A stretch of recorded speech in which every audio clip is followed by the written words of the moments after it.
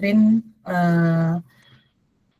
ada sedikit slide, aku akan jelasin materi, nggak banyak, cuma simpel aja sama ada 2 kuis. Teman-teman ntar boleh jawab dari kolom chat di Google Meet ini ya.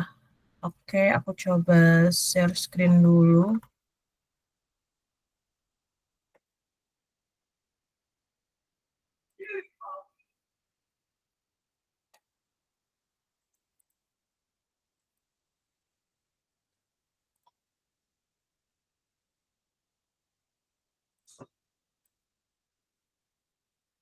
Kelihatan nggak ya?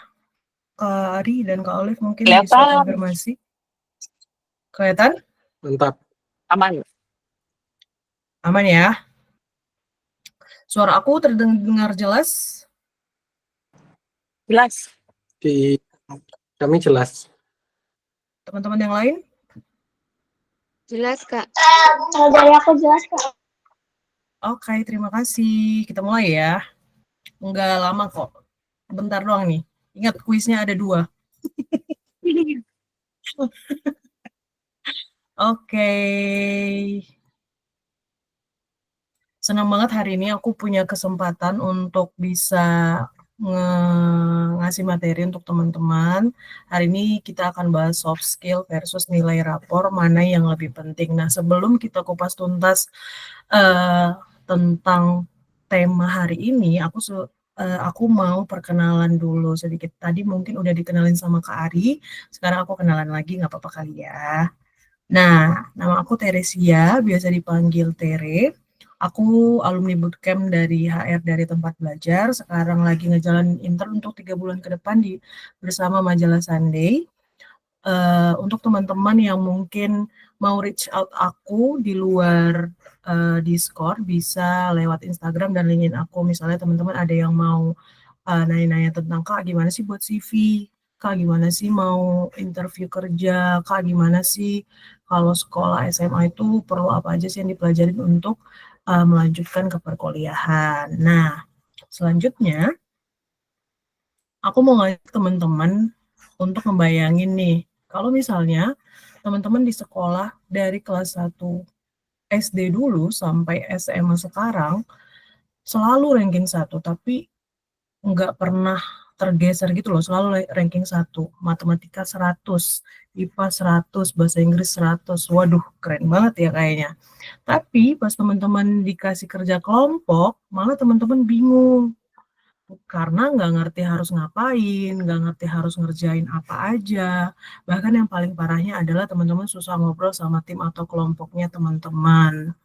Nah, jadi hari ini kita akan bahas tentang soft skill. Kak, soft skill itu apa sih? Dari tadi kakak bilang soft skill terus.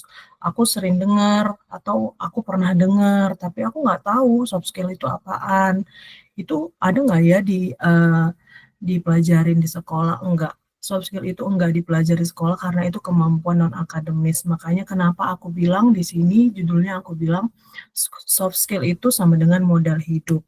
Karena emang kemampuannya itu enggak bisa diukur dari ujian kayak ujian akademis yang ada di sekolah atau di perkuliahan kita di kampus. Nah, kenapa disebut kemampuan non akademis? Karena soft skill ini bisa menilai kita itu nyambung nggak ya sama orang lain kalau ngobrol. Kita itu bisa beradaptasi nggak ya dengan situasi atau lingkungan yang baru. Pasti teman-teman pernah ngerasain kalau misalnya dari SD ke SMP kan sekolahnya baru, suasananya baru, teman-temannya baru. Begitupun juga dengan dari SMP ke SMA, bahkan dari SMA ke perkuliahan nantinya. Terus kemampuan soft skill ini juga bisa ngelihat kita itu bisa kerja bareng nggak ya dalam suatu pekerjaan kelompok misalnya, atau teman-teman itu bisa jadi pemimpin nggak ya dalam sebuah kelompok. Nah, Kak, soft skill tuh ada contohnya nggak sih? Aku kurang ngerti gimana maksudnya modal hidup itu gitu. Nah, aku bakal jelasin teman-teman. Contohnya itu yang pertama ada komunikasi. Teman-teman pasti udah nggak asing lagi sama komunikasi karena karena kita pun di majalah Sunday itu selalu yang nomor satu adalah komunikasi. Aku ingat banget setelah aku masuk di majalah Sunday, aku baca ada eh, syarat syarat dan ketentuan deh kalau nggak salah tuh kayak apapun permasalahan, apapun kendala sebaiknya dikomunikasikan. Aku ingat banget itu, makanya setelah aku pelajari dari setiap role di dalam majalah Sunday, oh ternyata benar ya komunikasi itu sangat penting banget. Komunikasi itu lebih ke bisa ngobrol, teman-teman bisa nyampein ide, bisa dengerin orang. Nah, kalau teamwork itu lebih ke bisa kerja bareng orang lain tanpa adanya drama.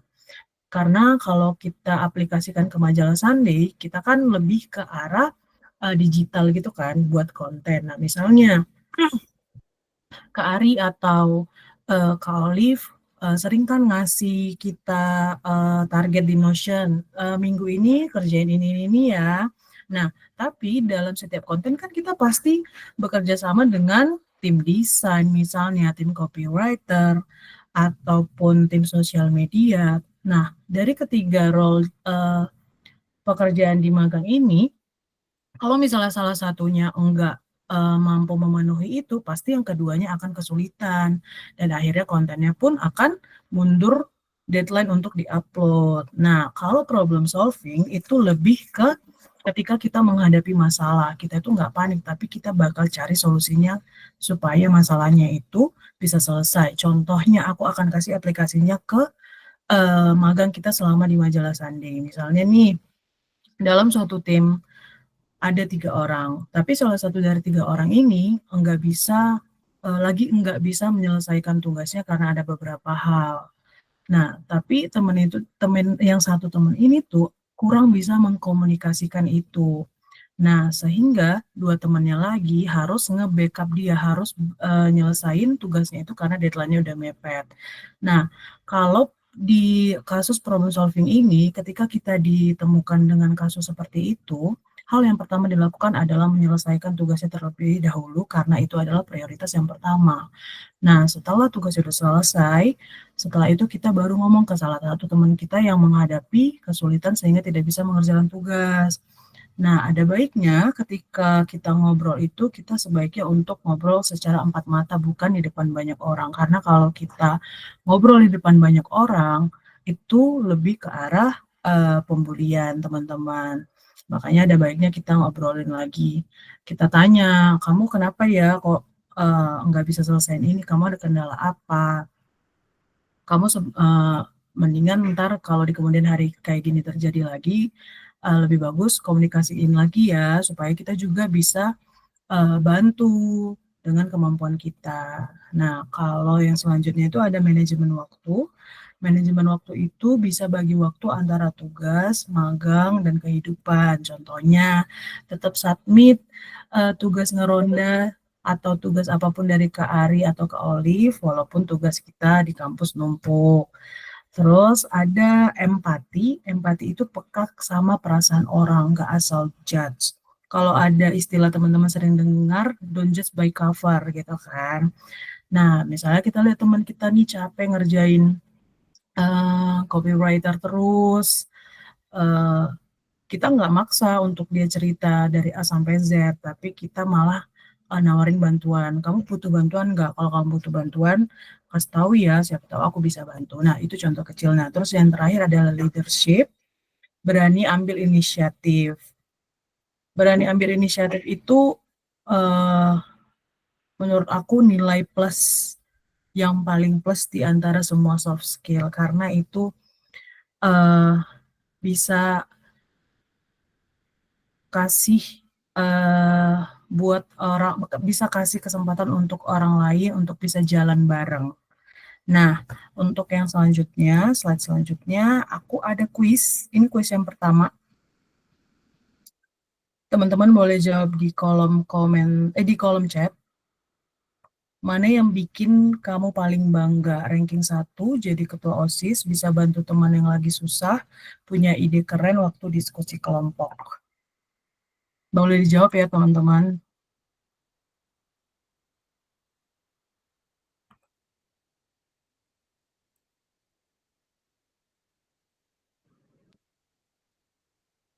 jawabnya di ini ya, kolom chat ya Kak? Iya, boleh. Jawabnya A, B, C, D. Ya oke, boleh dikasih lihat lagi pilihan. Boleh dilihat lagi. Oh iya, ini boleh. Sorry. Oke. Mana Silakan yang nih teman-teman. pilih salah satu ya, guys. Pilih salah satu, tulis di kolom chat. Iya, pilihannya buat aja ke A atau B atau C atau D gitu.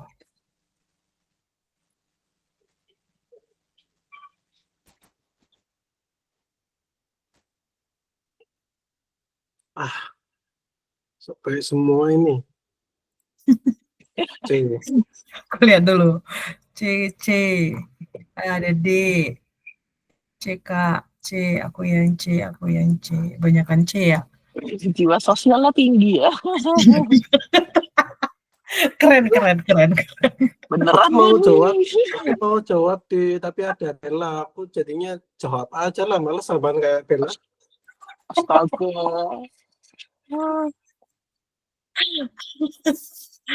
Oke, teman-teman. Jadi dari kuis yang pertama ini, sebenarnya nggak ada yang jawaban yang salah, karena setiap pilihan dari A sampai D ini tuh punya bisa nunjukin kemampuan teman-teman gitu. Misalnya kalau ranking 1 itu tanda kalau kita itu tekun belajar ya kan. Kalau jadi ketua OSIS, tanda kita itu bisa pimpin suatu organisasi, bisa ambil tanggung jawab, berani bertanggung jawab lah. Terus kalau misalnya bisa bantu teman yang lagi susah, itu tanda kalau kita itu peduli sama teman kita, punya rasa empati yang tinggi. Nah, tadi kan banyak yang jawab yang D kan. Nah, yang C, maaf. Terus yang D punya ide keren waktu diskusi kelompok, itu tanda kalau kita berarti tuh kreatif dan aktif untuk berpikir. Terus ada kuis yang kedua. Ini terakhir kok kuisnya. Oke, knowledge check. Mana yang lebih dicari? Si A ranking 1 tapi maunya kerja sendiri, nggak bisa diskusi. Si B nilai biasa aja tapi bisa mimpin kelompok dan bikin semua orang nyaman. Boleh dijawab ya guys, A atau B di kolom chat seperti yang tadi.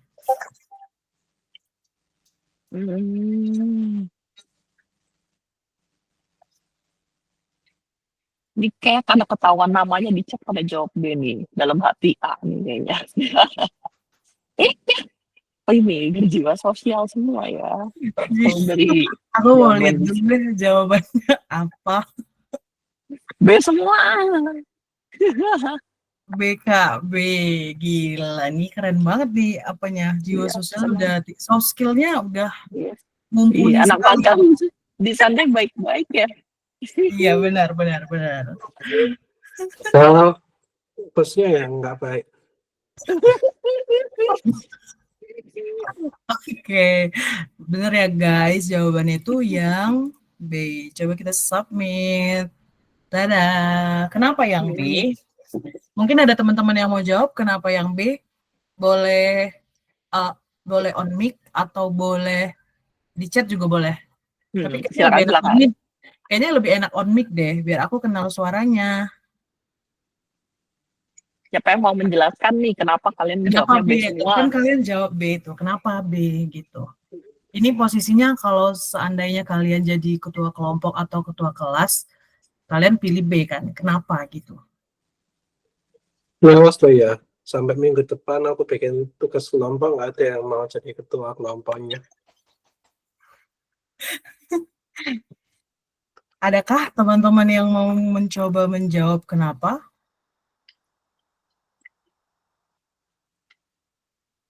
Tidak ada jawaban yang salah ya guys.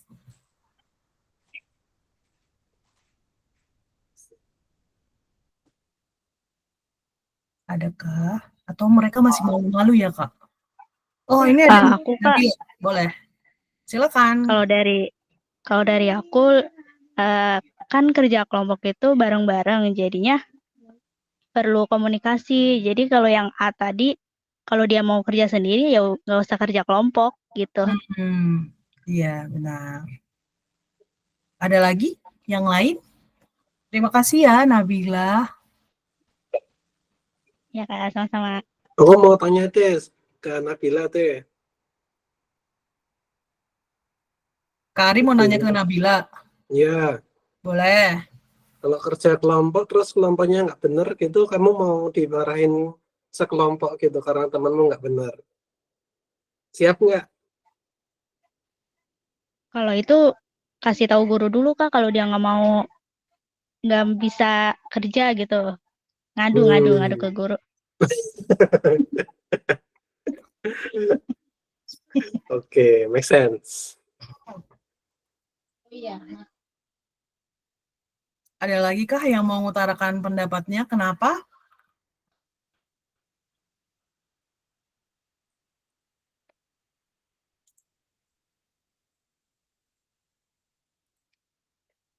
Oke. Sebelumnya aku terima kasih ya Nabila udah ngasih jawabannya. Jawabannya itu benar, tapi aku akan tambahin kenapa kita pilih si B. Nah, jadi eh, pinter itu penting dan menurut menurut bukan cuma menurut aku, menurut kalian juga pasti pinter itu kalau cuma pinter sendiri tuh nggak boleh dan nggak cukup gitu. Jadi pinter itu memang penting, tapi bisa kerja bareng, bisa komunikasi, bisa bikin kelompok itu nyaman, terbuka, itu bisa jadi nilai plus dan jujur aja itu adalah salah satu soft skill yang dicari di dunia yang nyata ini.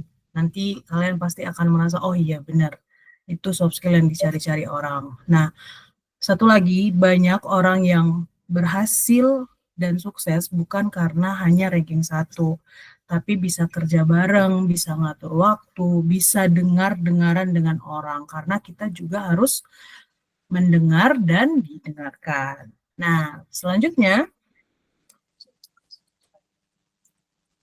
mau Kak, aku mau jago soft skill, tapi mulai dari mana? Kan di sekolah nggak ada diajarin, bahkan ujiannya juga nggak ada kayak nilai akademis yang lain. Aku bakal kasih 4 hal kecil supaya teman-teman bisa melatih soft skill teman-teman. Yang pertama itu aktif di organisasi. Aku percaya anak-anak sekarang itu kalau ikut organisasi pasti sangat bersemangat. Jiwa jiwa sosial pasti tinggi-tinggi banget. Terus yang aku mau ingatin adalah aktif di organisasi boleh, tapi tidak boleh lebih banyak dibandingkan nilai akademis. Harus seimbang. Karena semua, ingat ya guys, karena semua yang berlebihan itu adalah tidak baik. Yang kedua adalah berani berdiskusi kelompok.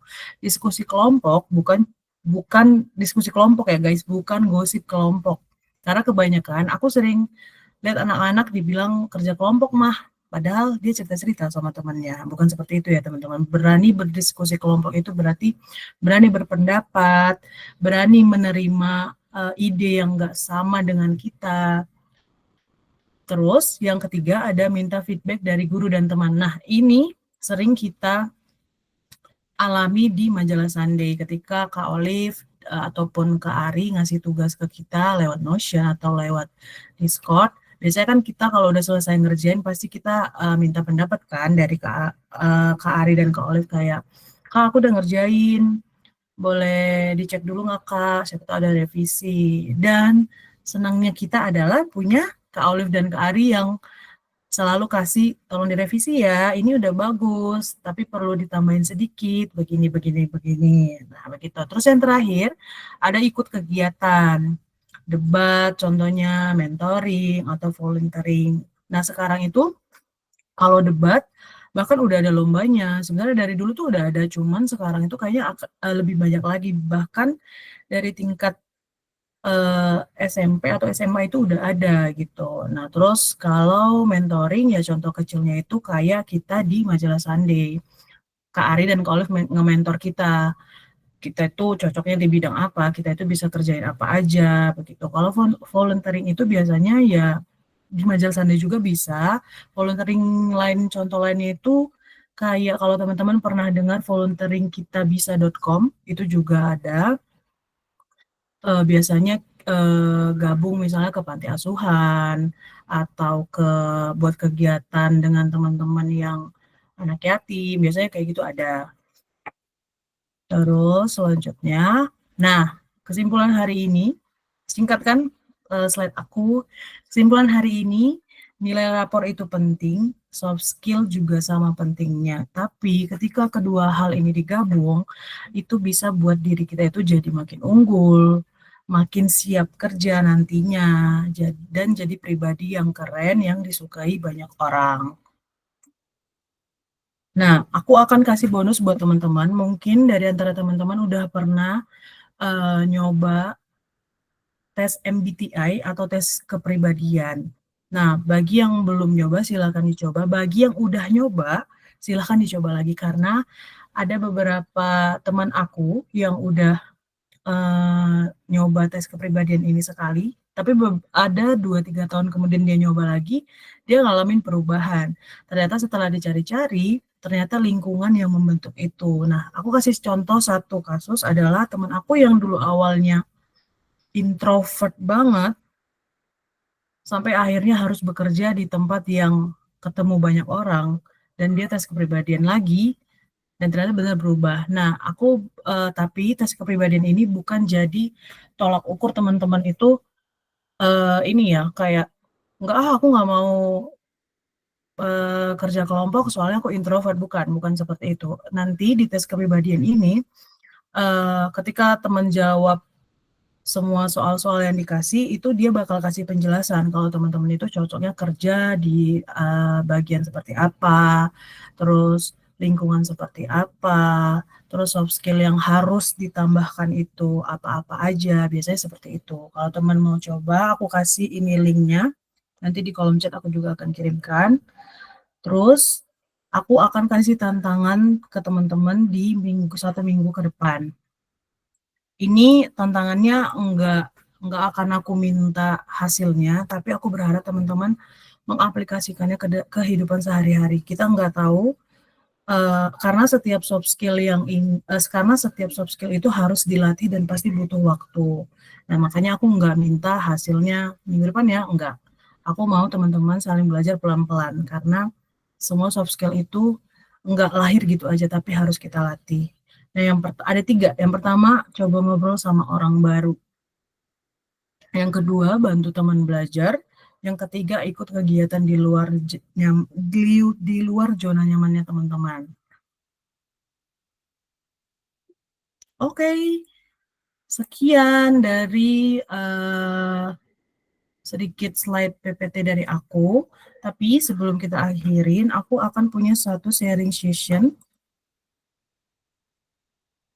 Mungkin dari antara teman-teman yang hadir di sini pernah ngerasa satu dari sekian soft skill yang ada benar-benar diuji. Misalnya waktu teman-teman presentasi kelompok, apa aja yang dialamin, kelompoknya bagaimana, cara teman-teman mengatasi permasalahan kelompok itu gimana, terus jadi acara panitia sekolah, jadi ketua kah, jadi bidang acara kah, atau bidang dekorasi kah, terus menghadapi konflik kecil di kelas atau di kampus. Kira-kira kalau misalnya teman ada yang mau share pengalamannya, boleh raise hand atau boleh langsung on mic.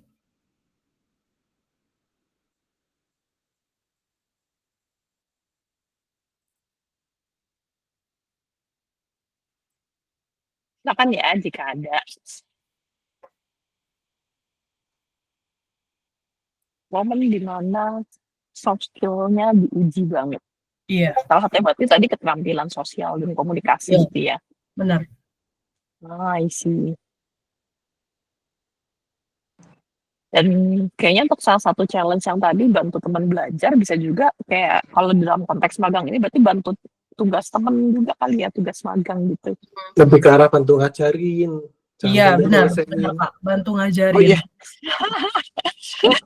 Bukan ngerjain ya. Iya, kadang mungkin kayak cara orang menyerap tugas itu kan beda-beda kan ya, Kak. Kadang kalau ada teman kita yang baca sekali doang, oh iya udah tahu gitu. Kadang ada orang yang harus 3 kali baca pun belum tentu gitu kan. Jadi maksud aku kayak bantu teman itu lebih ke kamu butuh bantuan apa, kamu nggak ngerti di mana, kali aja aku bisa bantu. Lebih ke arah itu sih, Kak. Bukan berarti bantu ngerjain tugas temen itu ngerjain sampai selesai, bukan. Kayak bener yang kayak dibilang Kak Ari. Oh, I see. Nih teman-teman yang tadi kalau dari pertanyaannya Kak Tere, kalian ngerasa oh iya nih soft skillku berguna banget pada momen ini gitu. Dari aku dulu deh, aku kasih contoh ya. Ya boleh Kak.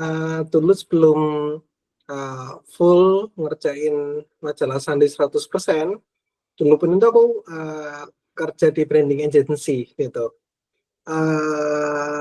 Di tempat kami itu sudah ada 2 klien mau keluar gitu, tapi aku masuk jadi copywriter senior, full di sana.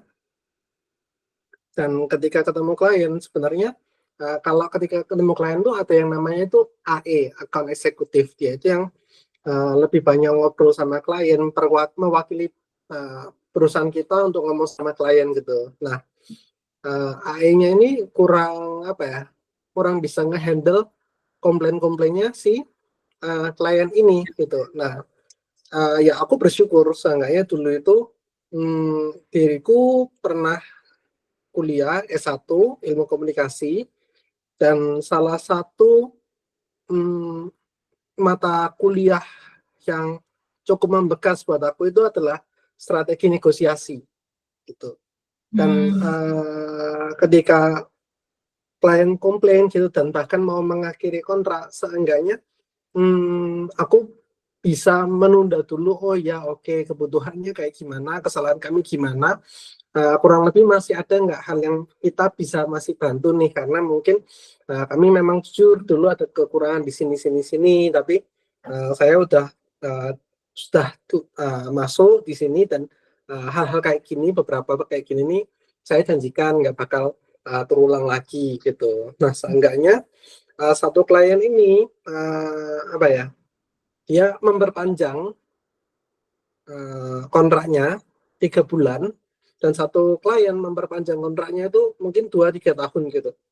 Itu sih. Nah, itu pentingnya kita ketika negosiasi dan komunikasi adalah kita nggak cuma pinter ngomong. Iya, Yang paling penting dari kita berkomunikasi itu adalah pintar mendengar. Iya. Apa yang orang ini mau kayak gimana sih gitu. Baik secara emosi yang dia sampaikan, ya oke lah, orang emosi marah-marah, tapi kita nggak perlu hard feeling gitu untuk baper gitu, tapi apa sih yang jadi kegelisahannya dia, apa yang jadi kebutuhannya dia, apa yang jadi ekspektasinya dia, kita harus berusaha untuk pahami dulu gitu. Itu sih yang paling penting. Thank you ya Kak Ari sudah sharing. Benar, kalau komunikasi emang bukan cuma ngomongnya kayak ya ngomong, semua orang juga bisa ngomong kan Kak. Tapi benar, kita juga harus dengerin orang itu tuh ngomong apa, mau apa. Oke, thank you Kak Ari untuk sharingnya. Untuk teman-teman yang lain mungkin ada yang mau cerita sedikit. Mungkin pernah buat acara pentas seni, terus jadi ketua, atau ada yang jadi ketua OSIS, mungkin di sini ada yang pernah? Malah menurutku ya, kalau aku boleh mancing, antara Necila, Nabila, Bila ini nih, kalian sadar nggak kemampuan komunikasi kalian berkembang? Necila sama Bila. Ayo. Kemampuan public speaking.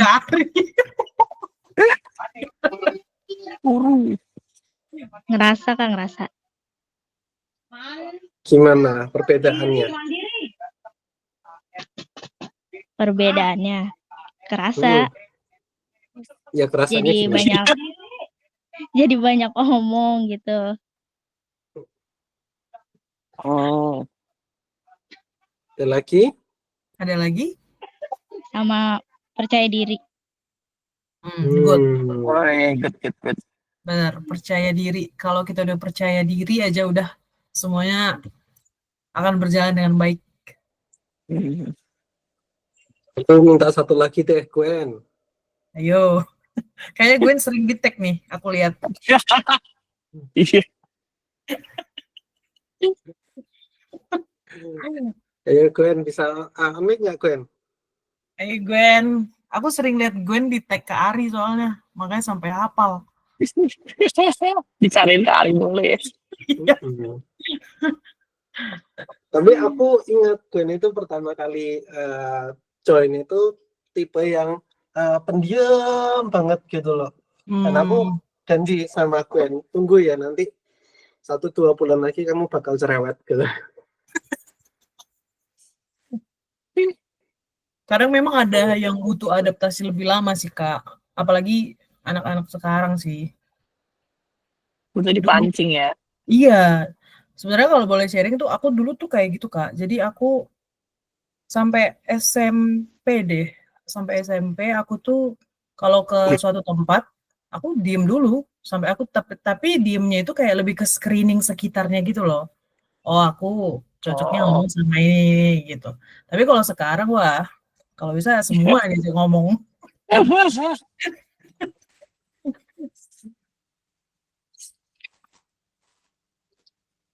Apakah Gwen masih malu-malu?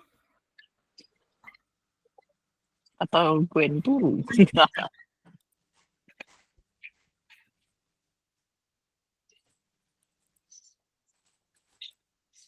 Oke, kelihatannya susah ya, lagi susah. Ya udah nggak apa-apa. Ya mungkin nggak apa-apa. It's okay. Kalau dari aku, Kari dan Olive itu aja sih sharing hari ini. Oke, thank you Hai. buat Kak Tere.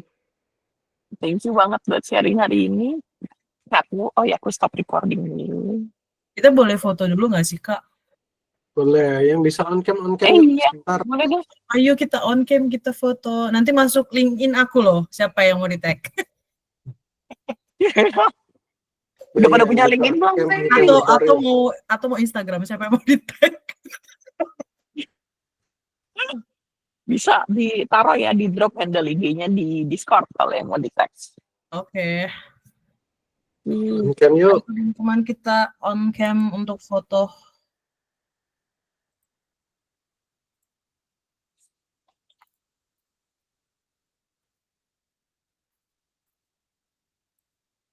Pada panik.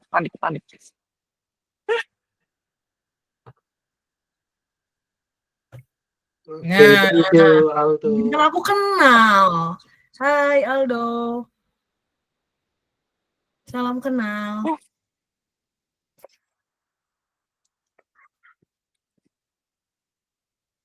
Ada yang lagi bisa on cam lagi? Ila, Dani, Gwen, Necila, Bella, Alicia, Shiva. Ini Gwen. Hai Gwen. Halo Dani. Hai Dani. Oke.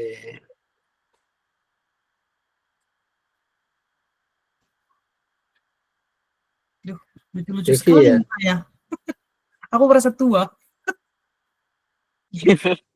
Oke. Ada lagi yang bisa? Kalau udah ya nggak apa-apa, kita mulai fotonya. Dari Kak Olive aja ya. Dari aku. Iya, Kak. Oke. 1, 2, 3. Oke, sekali lagi ya. 3, 2, 1. Oke, thank you teman-teman. Oke, thank you semuanya. Selamat berakhir pekan ya. Selamat berakhir Sampai pekan. berjumpa di kantor.